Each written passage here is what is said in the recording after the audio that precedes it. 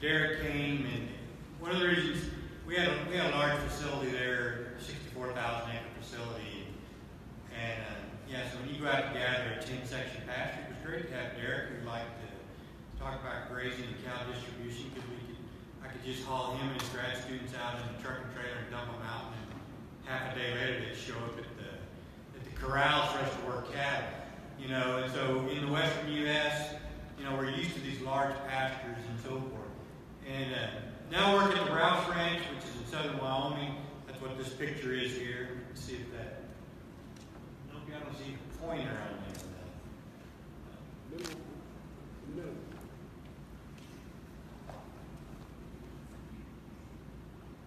Yeah, I was trying to do it with the mouse. Oh. Yeah, I don't see the mouse.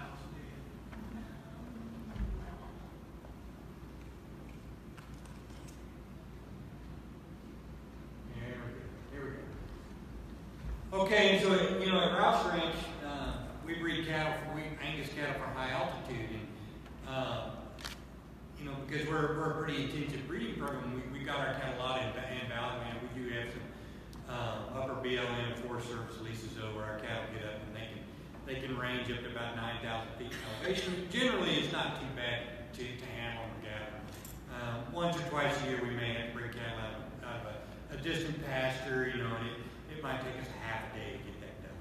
So it's not too bad. However, though, a lot of our bull buyers, they're not ranching down here on this beautiful valley land. They're up here in the mountain land. There we go. You know, they get up on these steep slopes. And so there's huge variation in what our cattle need to be able to do. So we spend a lot of time talking about, you know, selecting cattle for altitude tolerance and that type of thing, but our cattle also need to be, cattle in that region, you know, also need to be able to climb. So if you just think about it, if you just walk out here and look to the west, you know, it seems like this isn't too bad a cattle country when you're right down here on the front range on the plains, but when you start up these slopes, yeah, it takes a much different critter to get that done. And so, yeah, I thought Dory and Garrett did a really nice job this morning talking about, you know, a lot of things that we need our cattle to do are not things that are easy to measure. You know, so particularly on the cow-calf side in the western U.S., yeah, being able to, you know, get out and forage in rough rangelands is a real challenge. So Derek we started tracking cattle, you know, and Derek did a lot of that initially based on rangeland management and nutritional management and things like that. Then we just asked the question, you know, well, how much of that is genetic, right? Because if you start thinking about, Derek did some early studies about putting out molasses protein lick tanks and things like that. Okay, that's a real good idea. You're going to put that up on a high slope. Okay, well, that's a real good idea if you can put that on the back of a four-wheeler and get that up there. But if you've got a, you know, if you're in some kind of wilderness area or something that's not going to allow use of any of that, how are you going to get that equipment up there? And then you start saying, well, let's build a fence, you know, or let's put in new water to get cattle to distribute across these kind of rangelands. So you start calculating, you know, well, it's $2 a linear foot for your, you know, fence in really good country, and so, but this is rough country, so it's $5 a linear foot to build a fence, and the next thing you know, you've spent more money on infrastructure than the entire ranch is worth. You know, and so it really got into that idea that can we select these cattle to distribute more across rangeland with genetics? We put our effort there. Therefore, we got an animal that can just walk around and do all this work, and we don't have to herd them and all that kind of thing. So that's where this idea came from. And so we started putting that together with our idea of genomics, and this is just a slide. It's got a lot of information on it. Yeah, we're at the age of genomics today, right? And we can genotype many, many different chips. This one single cow on here, she's a pretty important girl. That's what we use in our reference sequence. Picture of dominant and inbred Hereford. And so we have lots and lots of genotyping tools and so forth that we can genotype animals to try to make genetic improvement tools. We also have, you know, great ability to do EPD if we can get good quality data.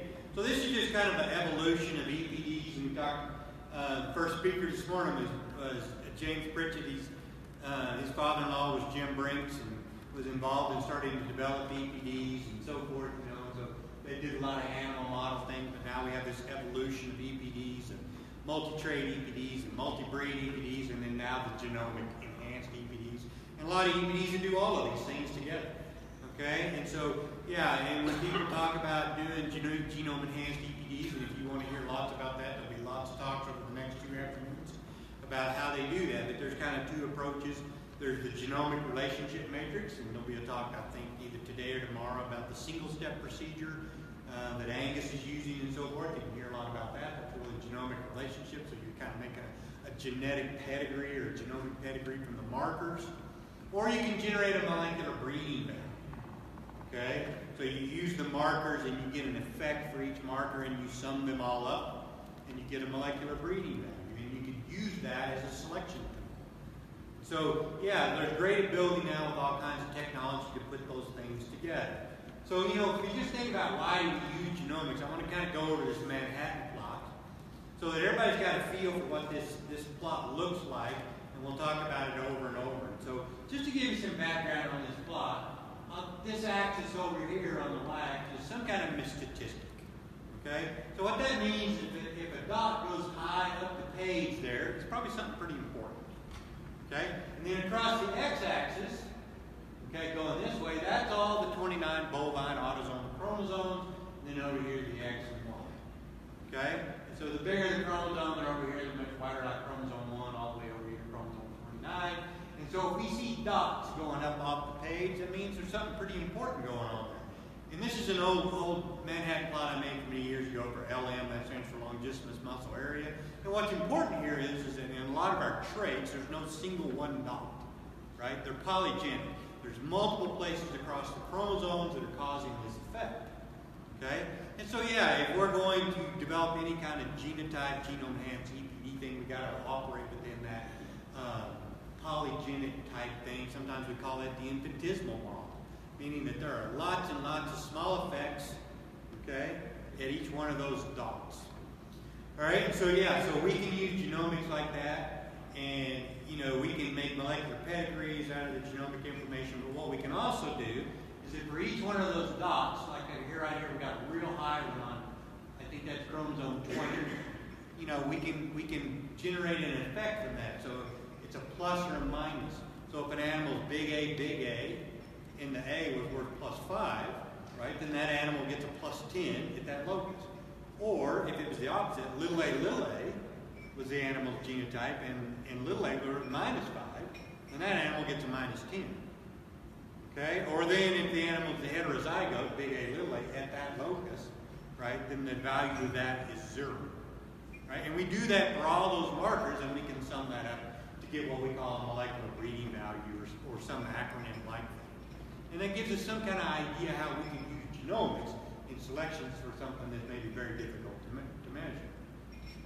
Okay, so let's talk a little bit about difficult to measure traits. I thought Dorian Garrett did a really nice job talking about these kind of things today in his talk, and that's just the nature of the beef industry.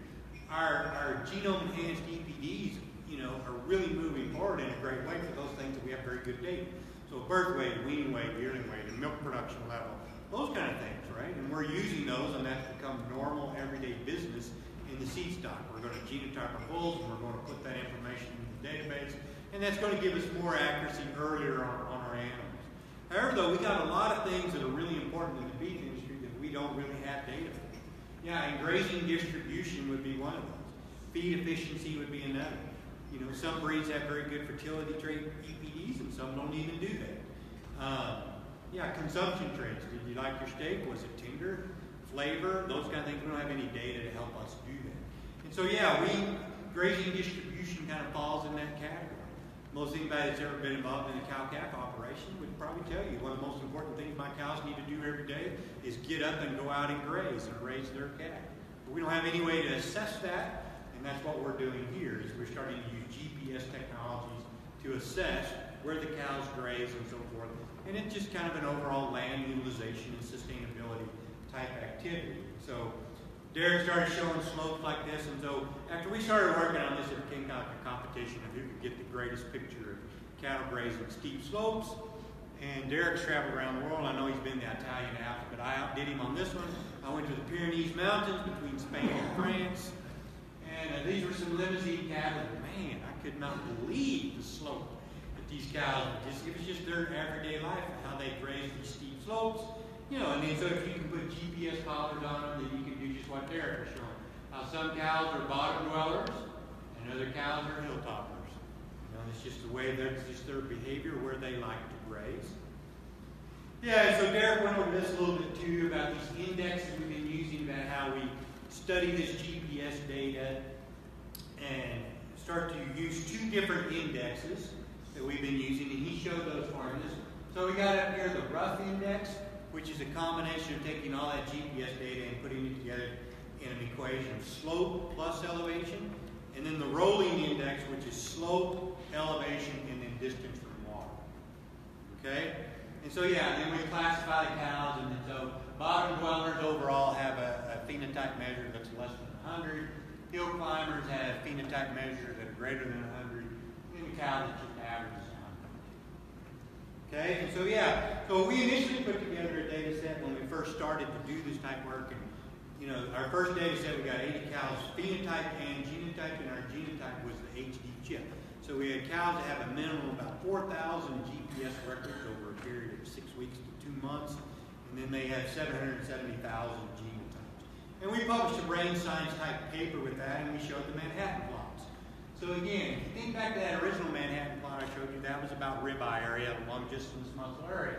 Same kind of format, you know, chromosomes on the x-axis, some statistical effect on this axis, and what did we see from the rough index? And again, that's one has to do with slope and elevation. It's a Manhattan plot. It's very polygenic. Would you agree with that? There was no single gene that kind of drove this thing. There was many genes, okay, that was being influenced or associated, or many loci that were associated with the phenotype of the rough index. And then we went to the rolling index, which also included the distance that the cows actually walked from water. Yeah, the same kind of thing. Very polygenic. Okay? Infinitesimal model. There's no one single gene that drives how a cow goes and does this. It's a behavioral type trait, but there are high points. So, like over here on chromosome 29, there's a dot way up at the top of the page. So there's probably something pretty important around that dot. So just like anybody else that does a Manhattan plot, they get really excited when they see those dots and they say, ooh, I wonder what that gene was right there that may have been influencing this. And I wonder if there's any alleles or genotypes in that gene that might some cows advantageous or have an advantageous genotype and other cows not. So we did that. So Derek actually started talking about this gene right here, GRM5, stands for the glutamate receptor metabolomic form number 5, and it's expressed in the piece of the brain, part of the brain, that actually controls a very important thing called appetite. Okay? And that gene, though, is known for being involved in locomotion, motivation, and spatial memory. So yeah, so that's probably a pretty important candidate gene. It's not the only gene, but it's just one of many that probably is really important, that has something to do with why some cows will go out and walk further than others, and some cows will climb higher than others. You know, and I don't know what form. We're going to go over some different alleles in that gene in a minute, but I don't know what form is it. Is a form that a cow is really hungry, and that makes her want to walk further, or a cow is satiated, she's not hungry at all, and she's bored and she just likes to go on a hike. Okay, so I don't know which it is, you know, on that particular gene, but what it's telling us is there's lots of variation. You know, just like we study any other trait, milk production, reproduction, whatever, we can use these technologies to start to exploit genetics of grazing distribution. So after this first study of 80 cows, we got that paper published, then we were able to get funding through a program called the WSARE, Western SARE. The SARE stands for Sustainable Agriculture Research and Education Program, and so that's what we're working on now. And we have a big multidisciplinary team of us working on this project. Derek and his group at New Mexico State, they're all range science folks, and so they kind of charge of tracking cows and putting collars on cows and trying to work with all that phenotype data. And then our group at Colorado State, we're working on the genetic side of it, and we have a graduate student in the audience, Courtney Pierce. She's kind of leading this for us. She's doing a lot of data analysis, and we'll do both the GWASs and eventually see if we can figure out a way to make a breeding value out of that. Dr. Scott Spidell is also in our audience, and he works on that project.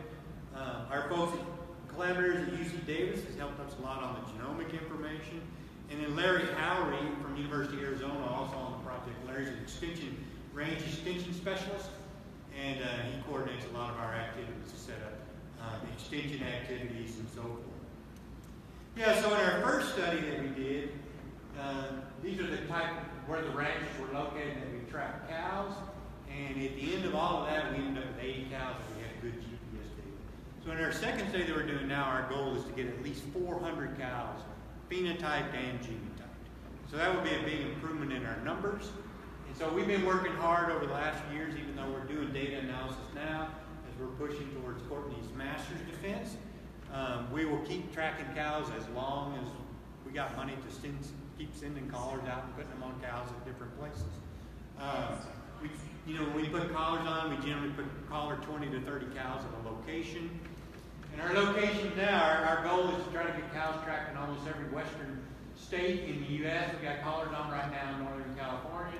We've got some people in Idaho that are waiting on us to put cows on there.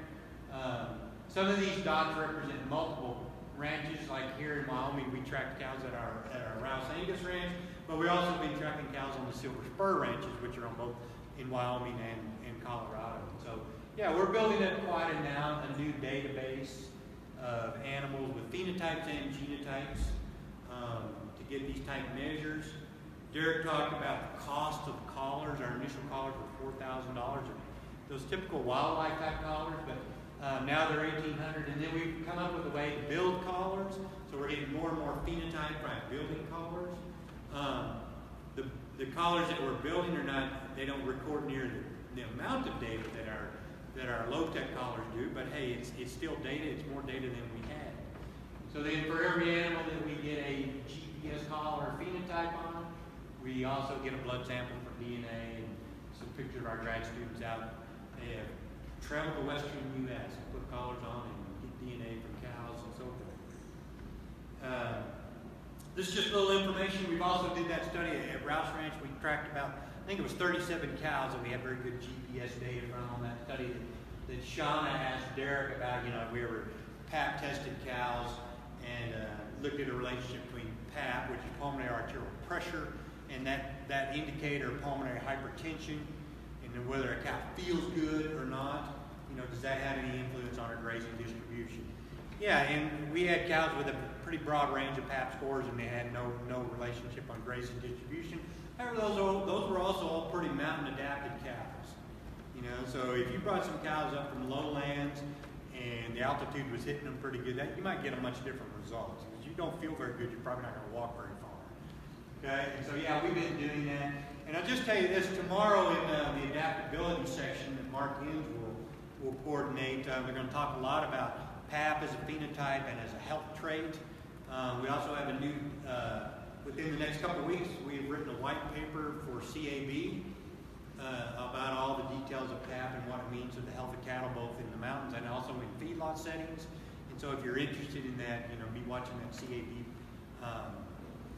website, their educational website, and there'll be information come out about that.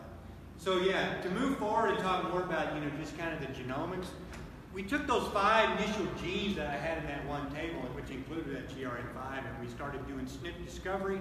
So we have a lot of sequence data, RNA sequence data in particular.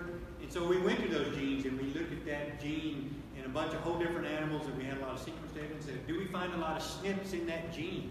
So even though there was a marker on the chip that was within that gene, are there a bunch of other markers that might tell us more about the function of that gene?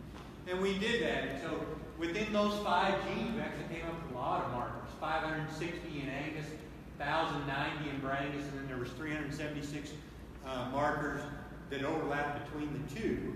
However, though, when you actually compare those to Dominette, right, she's the reference inbred Hereford, it gets down to actually across the 3 breeds, there is 10 markers in those 5 genes. 10 markers or 10 genotypes that we could start to look at to maybe exploit, whether they're predictive really or useful tools to help us soak cattle into hilltoppers and bottom movers. And so some of the other things that Courtney's working on now, our initial analysis we did that was a pretty simple Rimmel-based analysis. It was where we put a single SNP at a time. And when you do those kind of analysis with low numbers of animals, you'll get you will get false positives. And so we're doing more analysis with that. And this is some data that Courtney's going to present this summer at the Animal Science meeting. So now we're switching over to, we're using the Bolt system. You'll hear a lot about this week from people doing genetic evaluation, particularly single step. And so we're doing Bayesian analysis, Bayes statistics with the Bolt analysis.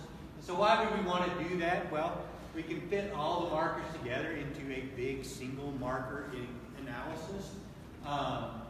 Yeah, and so it should be more powerful and less error, okay, in our overall detection of is a marker, predictive of grazing distribution, yes or no. And so, yeah, and so Courtney's been doing a lot of those analysis.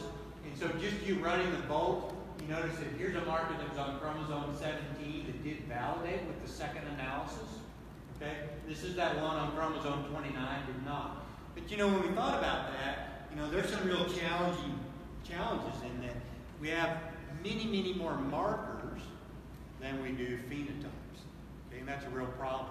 And we don't talk about that much anymore, but when we first started trying to do genome-enhanced EPD, we talked about that a lot at BIF because we didn't have a lot of genotypes on a lot of animals. However, now we're getting where, there's thousands upon thousands of animals, Holstein, Angus, whatever breed, genotyped every month.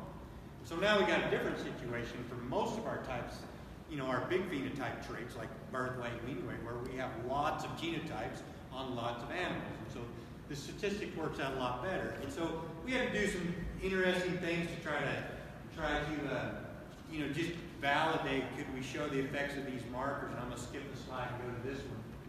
So one of the things we did, if you look at just chromosome 29 alone, actually on the HD chip, there's almost 14,000 markers just on that chromosome alone, on the HD chip.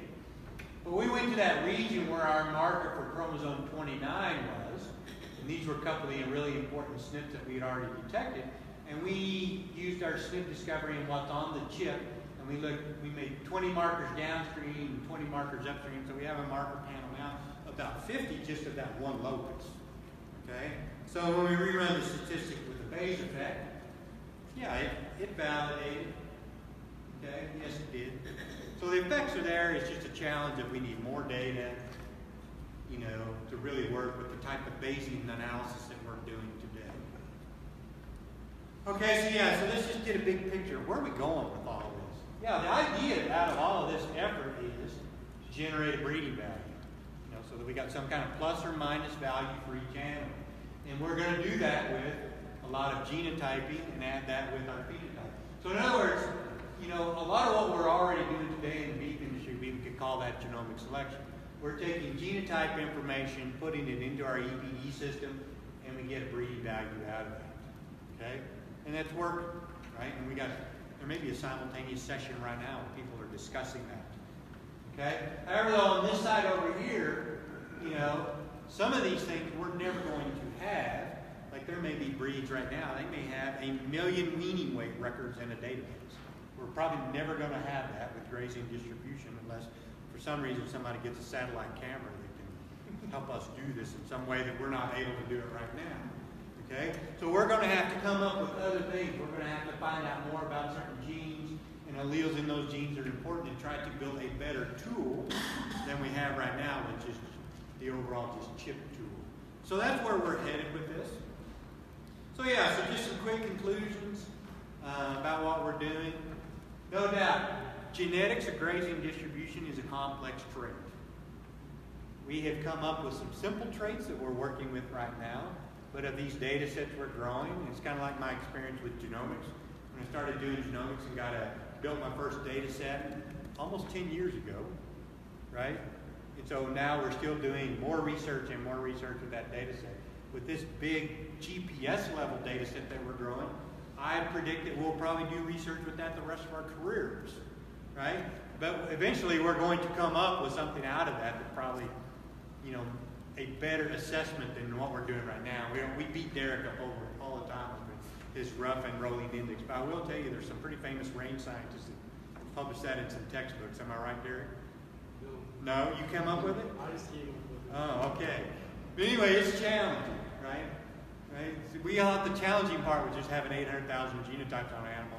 We never thought about it. We'd have 4,000 GPS coordinates on an animal as well. So it's really challenging data to work with. But it is, it's very complex, and we're working with it. The other thing I think we could conclude right now, we have some markers. You know, it's obvious there are some significant genes having to do with behavior and so forth, but it's highly polygenic. So therefore, our traditional EPE technologies, that will work, right? We have to use that technology.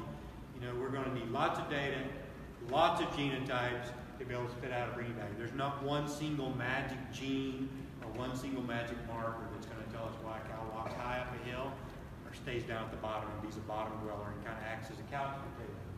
Yeah, so there's lots of work to do to translate this to their industry, but we've got to start on it. Yeah, and I think Derek is right. Our Western SARE program, that type grant, requires a big extension component. And probably late this fall, we'll have some extension meetings. We've already done one big symposium with the Society of Range Management. We did a day-long symposium there. A lot of ranchers came to that where we talked about grazing distribution and grazing management. And we'll do another one of those in February coming up at the next Society of Range Management meeting. Will be the second one of those that we'll do. Yeah, a lot of interest in that because people that ranch in the West with big pastures and diverse landscapes, yeah, that would be really important to them to have cattle that would disperse across the rangeland better and harvest those forages better. So, yeah, that's the end of my talk. You know, into again with that picture of the Rouse Ranch. You know, the difference between the valley that we graze and how challenging it is as the animals climb up into the mountains. So I'll be more than happy to answer questions.